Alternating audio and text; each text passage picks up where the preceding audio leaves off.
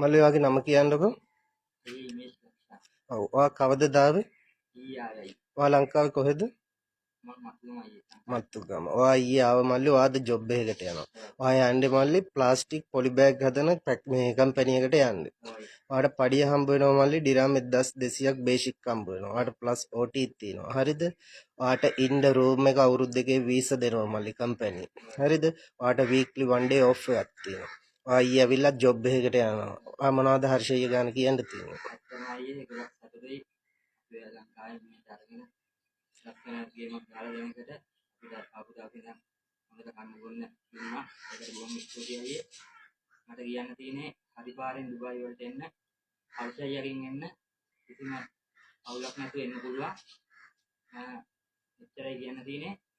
හරි මල්ලි. ඔයා එහෙනම් පරිස්සමෙන් ගිහිල්ලා ලස්සනට ගේමක් ගහගන්න. මොන ප්‍රශ්න තිබ්බත් මට කෝල් එකක් මැසේජ් එකක් දාන්න ඕන වෙලාවක.